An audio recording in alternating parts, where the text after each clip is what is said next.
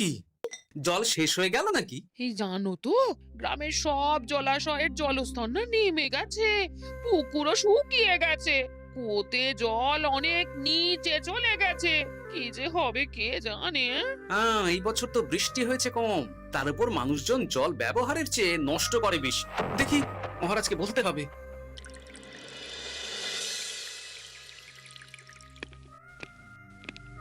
এই তো গোপাল এসে গেছে।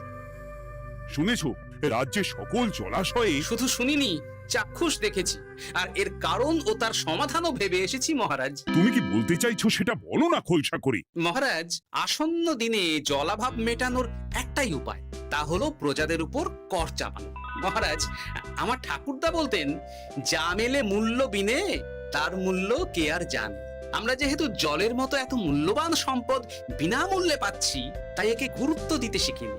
সবাই মিলে দেদার জলের অপচয় করছি। আমি এই অপচয়ের বিরুদ্ধে কর বসানোর পরামর্শ দিচ্ছি মহারাজ। জলের জন্য দেবে দাম, ছুটে যাবে কাল ঘাম। হ্যাঁ, যখনই জলের জন্য কর দিতে হবে, তখনই জলের অপচয় বন্ধ হবে। এতে লাভটা কি হবে গোপাল? মানুষ কম জলে কাজ করা শিখে যাবে। ফলে আগামী দিনে যদি জল সম্পদ কমেও যায়, এই কৃষ্ণনগরের প্রজারা আগে থেকেই তার জন্য প্রস্তুত হয়ে যাবেন। কিন্তু আমি আমার প্রজাদের কাছ থেকে জলের দাম নেব গোপাল? না মহারাজ, কর বাবদ যে অর্থ উপার্জন হবে তার সাথে আপনার দান মিলিয়ে রাজ্যের মধ্যে একটা বিরাট কৃত্রিম জলাধার বানানো হবে, বাহ বাহ বাহ! যেখানে বৃষ্টির জল সংরক্ষণ করা যাবে মহারাজ। এতে সারা বছর ধরে আর কোনো জলের অভাব থাকবে না মহারাজ। গোপালের প্রস্তাব বড় ভালো লেগেছে। আগামী দিনে ইতিহাসে এই কর্মযজ্ঞের কথা লেখা থাকবে বলেই আমার বিশ্বাস। আর তাই আমি গোপালকে এই মুহূর্তে 50টি স্বর্ণমোহর উপহার দেব বলে ঘোষণা করছি। সাধু সাধু সাধু।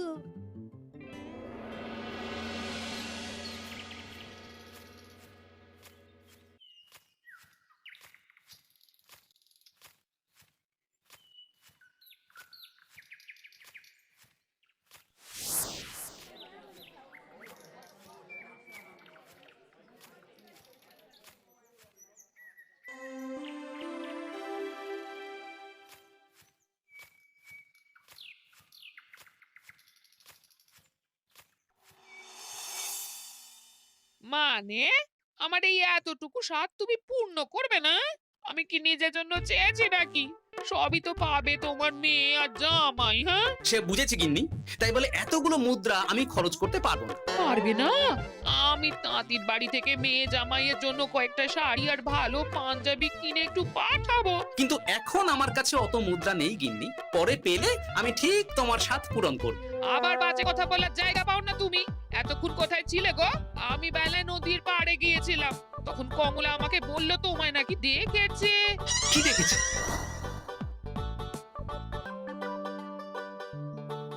কোথায় গেল? এত বড় মুদ্রা থলে কি হাওয়াতে উবে গেল নাকি?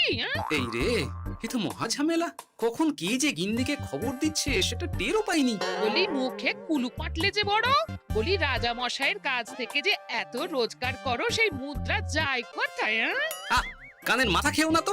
আমি কি তোমার কোনো কিছুর অভাব রেখেছি? বলো একবার। খাওয়া পড়া কোনো কিছুর তো কোনো খামতি নেই তোমার। মানছি রাখোনি, কিন্তু তাই বলে আমিও তোমার স্ত্রী, তোমার গিন্নি গো গিন্নি, তাই না? আমার তো জানার অধিকার আছে নাকি যে তোমার উপার্জনের অর্থ করি সব কোথায় যাচ্ছে? জানবে জানবে, সব জানবে। এখন কিছু খেতে দাও দেখি, পেটে ছুঁচোয় ডন বৈঠক মারছে। না, এরপর থেকে আর মহারাজের কাছে উপহার পেলে ওইভাবে খোলা হাটের মধ্যে দিয়ে আসা যাওয়া করা যাবে না।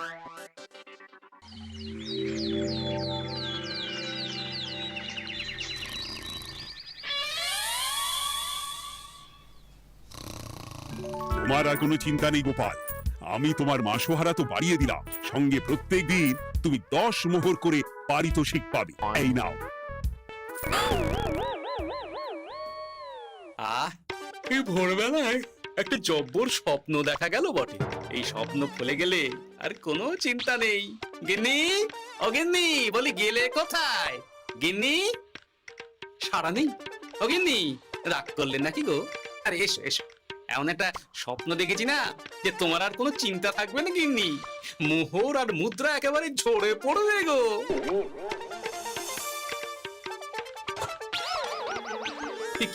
এসব ফলাহার সাজিয়ে রেখে গেল কোথায় গিন্নি? নিজের বাপের বাড়িতে তো যাবে না, কেউ নেই সেখানে। মেয়ের বাড়ি গেল নাকি? না, মেয়ের বাড়িতে তো গিন্নি যায় না। তাহলে না না, খালি পেটে এত ভাবতে পারছি না। আগে মুখ হাত ধুয়ে এসে কিছু খেয়ে নি, তারপর দেখি গিন্নি কোথায় গেল। না, গিন্নিকে তো কোথাও দেখলাম না। গেল কোথায়? যাকে আগে রাজবাড়িতে তো যাই, ফেরার সময় না হয় আবার খোঁজ নেব, ততক্ষণে ফিরেও আসতে পারে।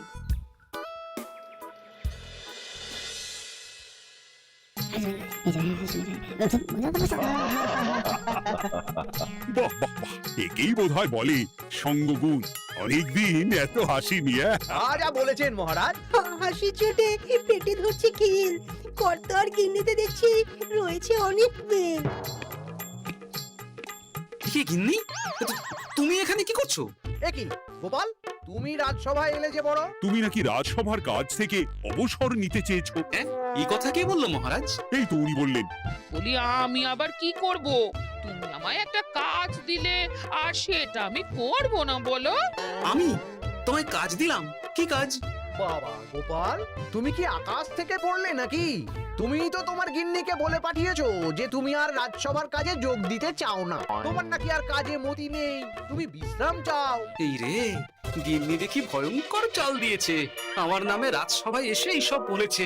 তাই কথা ঠিকই গোপাল, যে তোমার অবসর গ্রহণের কথা শুনে আমি বিশেষ মনমরা হয়ে পড়েছিলাম। কিন্তু তোমার গিন্নি যেভাবে রাজসভায় হাসি মজা হুল্লোড় পরিবেশন করছে, তাতে আমার মনে হচ্ছে এ সাপে বড় হয়েছে। এই বেলা যদি গোপালকে কায়দা করে রাজসভা থেকে তাড়ানো যায়, তাহলে আমার পথ থেকে বিরাট বড় একটা কাঁটা উপড়ে ফেলা যাবে।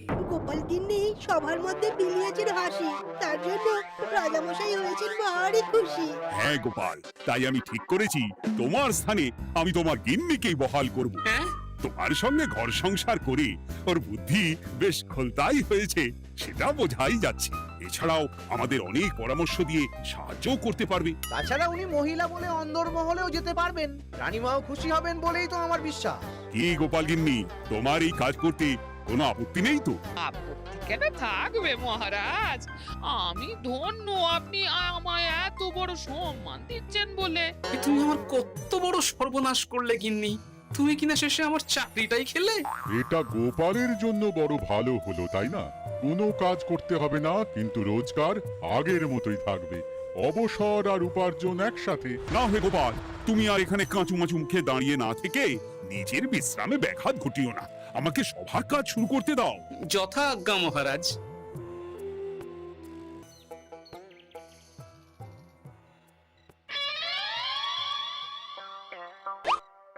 মানে মহারাজ সমস্যার সমাধান করতে দিয়েছেন তোমাকে, আর তার উত্তর দেব আমি? কেন তুমি আমার চাকরি খাবে আর তোমার সেই চাকরি রাখার দায় নেব আমি? হ্যাঁ হ্যাঁ নেবে। মানে কাল রাজসভায় মহারাজের সমস্যার সমাধান করব, সেই মতো কথা দিয়ে এসেছি। হ্যাঁ, আগাম 10টা মুদ্রাও বাগিয়ে এনেছি। তার থেকে তোমায় একটা মুদ্রা দিলাম, এখন মানে মানে আমাকে উত্তর বলে দেবে, না হলে আমি। কেন দেব? আমি পাবো একটা মুদ্রা, আর তুমি আমার কাছে উত্তর জেনে নিয়ে সেটাই বলে পাবে 9 মুদ্রা। কিছুতেই না। বলবে না? না। তাহলে ভালো করে শুনে রাখো, আজ থেকে ঘরের উনুনে হাঁড়ি চড়বে না। চাকরি তো খুইয়েইছো, এবার না খেয়ে প্রাণটা খোয়ানোর জন্য তৈরি হয়ে যাও। হ্যাঁ, ওরে বাবা, এমন কথা কেন বলছো গো গিন্নি? তুমি তো জানো যে খিদে একদম সহ্য করতে পারি না। এখন যদি তুমি এইসব বলো, তাহলে আমার রক্ষে নেই গো। বেশ, তাহলে আমি যা জানতে চাইছি শ্বশুর শ্বশুর করে বলে ফেলো দেখি। এ আমি কি শাঁখের করাতে পড়লাম রে বাবা। ঠাকুর, এত দুর্ভোগ লেখা ছিল। ঘরে বাইরে সব জায়গায় এত হেনস্থা যে সহ্য করা যায় না ঠাকুর। একেই তো বলে গো গিন্নি, মেঘনা চাইতেই জল। এতদিন কতভাবে চেষ্টা করেছি গোপালকে রাজসভা থেকে তাড়াবার, আর গোপাল নিজেই কিনা রাজসভা থেকে পালিয়ে গেল। কি সব বলছো? তোমার শরীর ঠিক আছে তো? শরীর মন সব ঠিক আছে, তবে গোপালের বদলে কাকে বহাল করা হয়েছে শুনলে তোমার মাথা ঘুরে যাবে। কাকে? গোপাল গিন্নিকে। আমার কিন্তু বিষয়টা খুব একটা সরল ঠেকছে না গো। গোপাল ভাঁড়ের বুদ্ধি তো আর যে সে বুদ্ধি নয়। উনি যাই করেন খুব ভেবে চিন্তে করেন, এর পেছনে আবার কোনো মতলব নেই তো। এটা তুমি মন্দ বলনি গিন্নি। গোপালকে নিয়ে সত্যিই কোনো বিশ্বাস নেই। ও কখন কি ঘোট পাকাচ্ছে বলা যায় না। আমাকেও সাবধানে থাকতে হবে। দেখতে হবে যে গোপাল আসলে কি চাল চালতে চাইছে।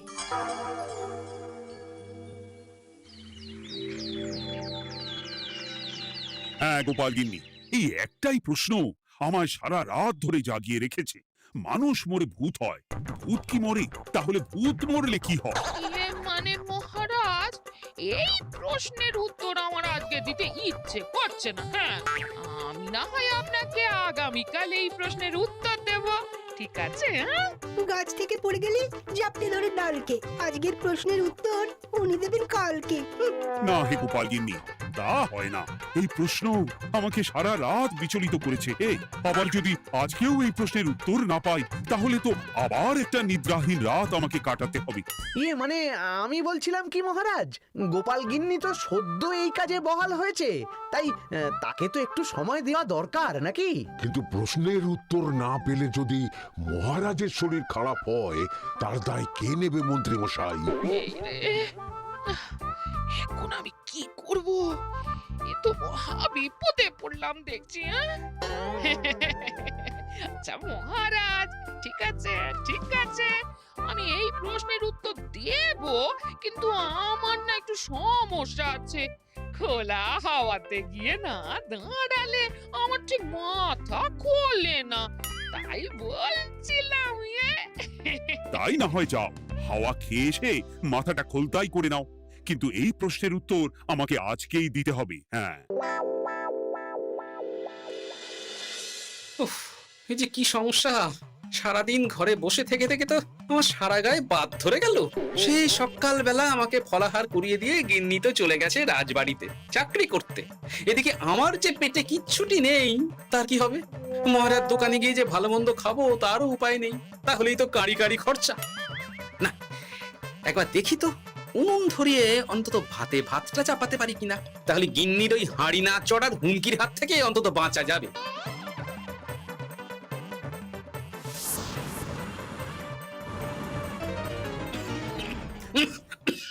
ও বাবা গো, ও বাবা, এত কেসে কেসে সোজা শেষ যাত্রা হয়ে যাবে আমার।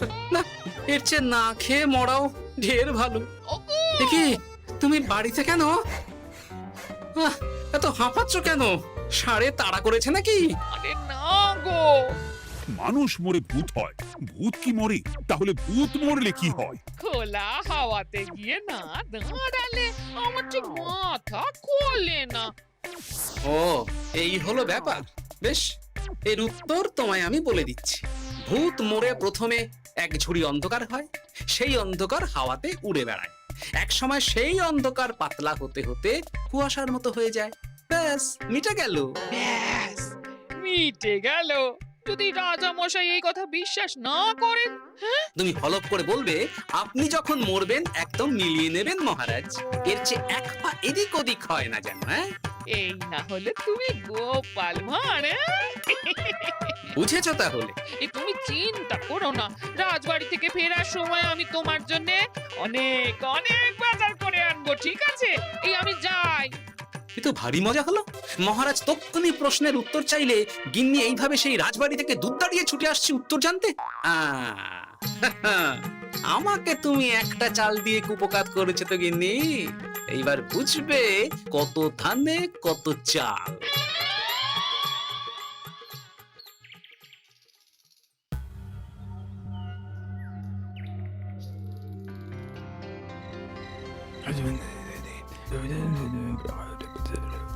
বুঝেছিস তো তোর কাজটা? খুব বুঝেছি গোপাল দাদা। নেই, এবার লেগে পড় দেখি।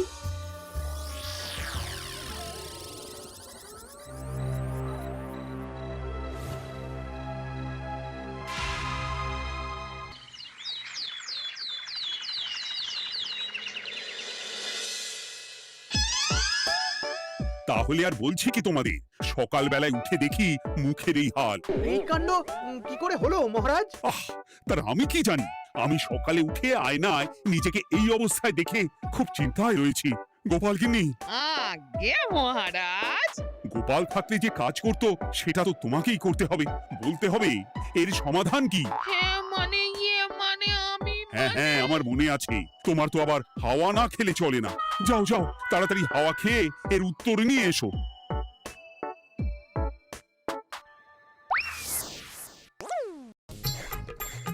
এই জন্য তুমি এত দূর ছুটে এলে গিন্নি? মহারাজকে বলবে যে তিনি যেন আজ রাতে চাদরটা মুখে ভালো করে মুড়িয়ে ঘুমান, তাহলেই মিটে যাবে। এই রং চলে যাবে আর নতুন করে কিছু হবেও না। ও মা, বলি এত সোজা সমাধান? হ্যাঁ? তা নয় তো কি?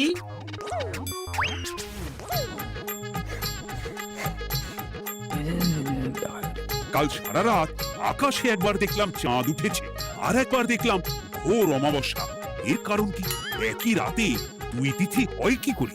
অনেক আর একটা সমস্যা। হ্যাঁ, এটা আগে বললেই তো হতো মহারাজ।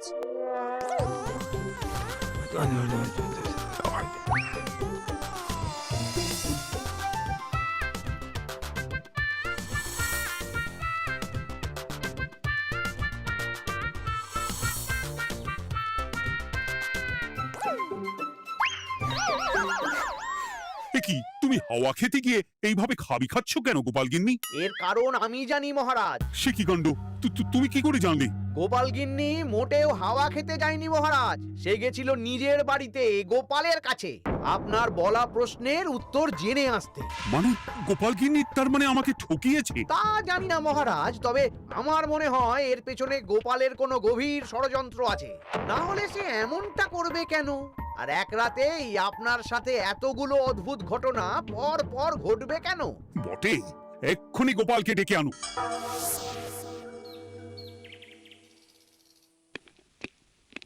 না মহারাজ, আমি সত্যি অবসর চেয়েছিলাম, আর তাই আমার গিন্নি আপনার কাছে এসে বলেছিল। ওর কোনো দোষ নেই মহারাজ।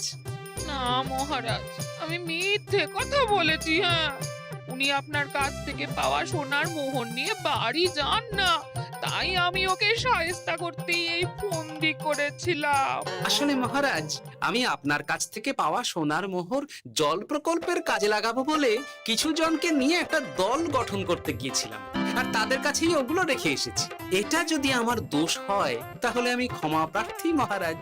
সাধু গোপাল, সাধু তোমার উদ্যোগ। এই কাণ্ড! আর এদিকে রাজবাড়ি থেকে বাড়ি, আর বাড়ি থেকে রাজবাড়ি করতে করতে আমার প্রাণ ওষ্ঠাগত হয়ে গেছে মহারাজ।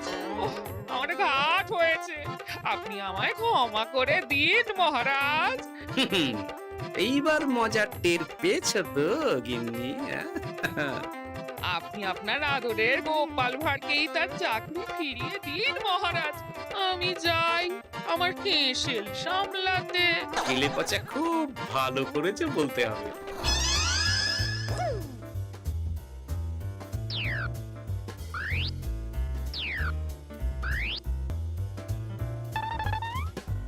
তবে মহারাজ, অমাবস্যা পূর্ণিমা সব আমার বুদ্ধিতেই কেলেপচা করেছিল। আপনার ওই মুখের রং, ওটি একটি বিশেষ রং যার আয়ু একদিন, তাই ওটা এমনিই মিলিয়ে গেছে। হ্যাঁ, সেই বরং ভালো। তুমি তোমার গিন্নিকে নিস্তার দাও গোপাল, তাছাড়া আমিও আমার গোপালকে ছেড়ে আর থাকতে পারছি না। যথা আজ্ঞা মহারাজ। আমারও যে আর এই অবসর ভালো লাগছে না মহারাজ। গোপাল ছাড়া রাজসভা যে লাগে ফাঁকা ফাঁকা, তাই তো আবার চাকরিতে তাকে বহাল রাখা।